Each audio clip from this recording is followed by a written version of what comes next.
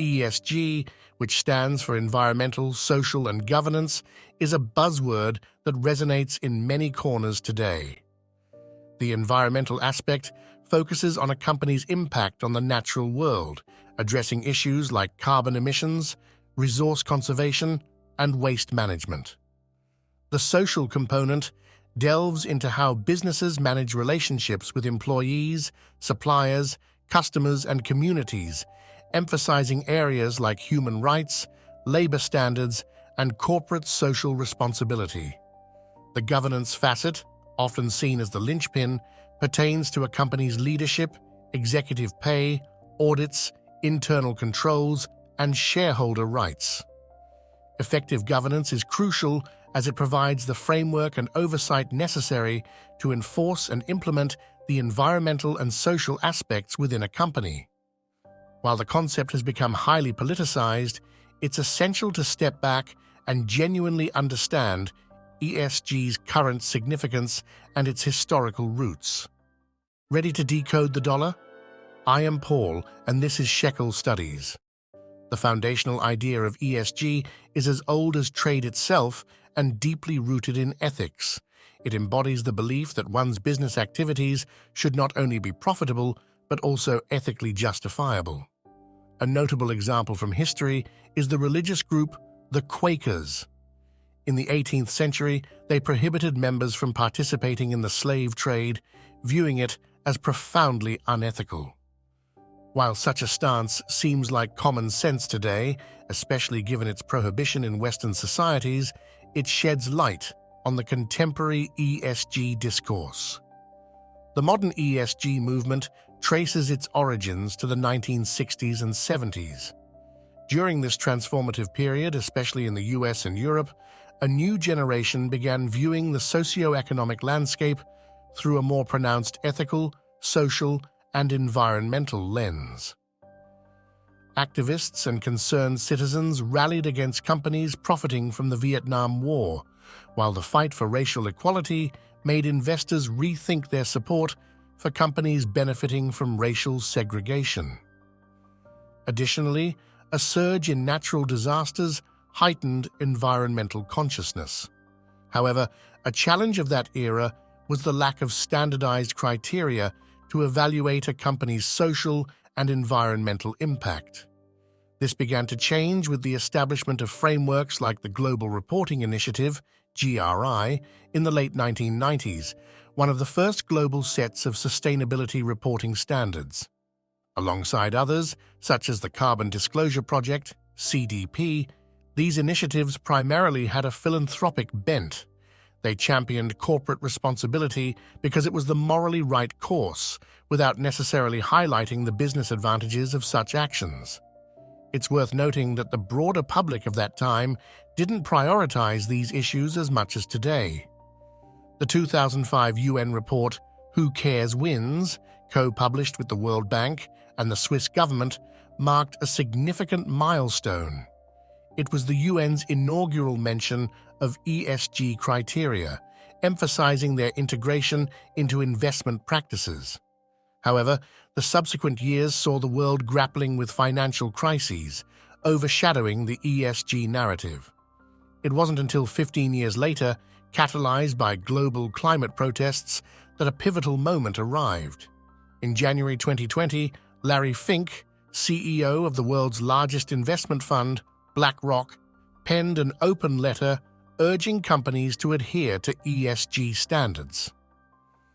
The World Economic Forum, taking place in the same month, became a platform to consolidate these efforts, effectively translating the UN's 2015 Social Development Goals into actionable frameworks for the private sector.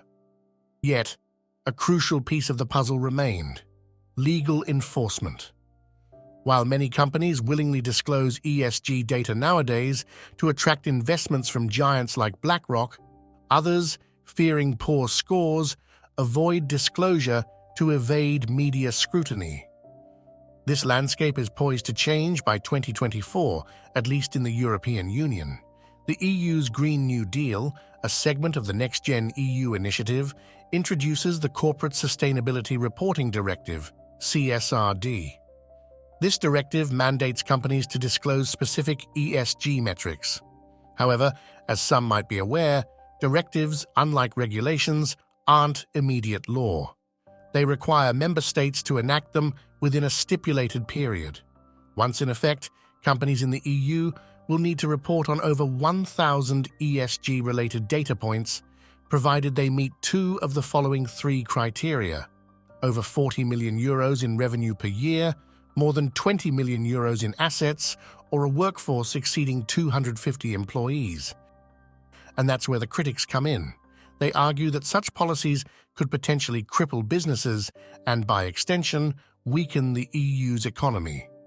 To these critics, ESG policies seem at odds with traditional economic principles, potentially undermining market efficiency. There's obvious merit to some of these concerns. Implementing ESG standards will undeniably increase operational costs for businesses. They'll need to allocate resources to monitor emissions, enhance working conditions, and ensure their supply chains are ESG compliant. In some instances, these added costs could force businesses to hike prices, potentially driving away customers and leading to insolvency. If you've seen our video on the green paradox, you'll recognize another potential pitfall: competitiveness on global markets. Countries within the EU are often export-reliant, like Germany. European companies might find their international competitiveness decrease due to the added costs of ESG compliance. For the heaviest ESG critics, the concerns run even deeper.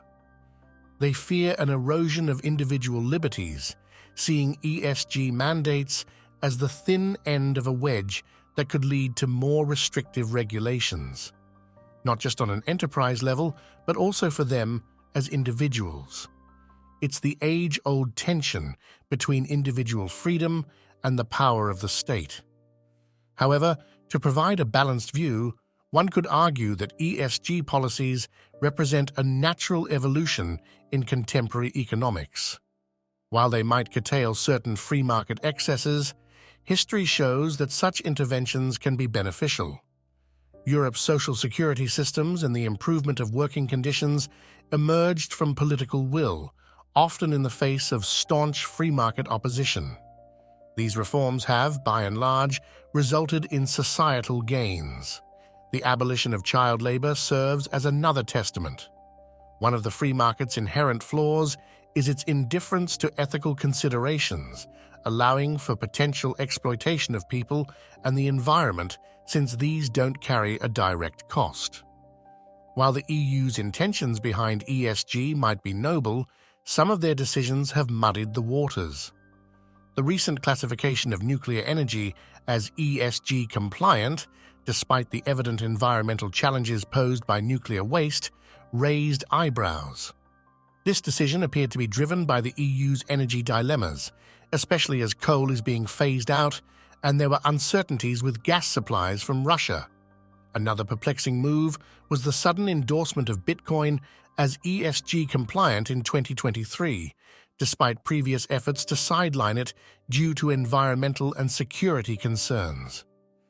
This decision becomes particularly intriguing when considering that investment giant BlackRock wants to invest in Bitcoin.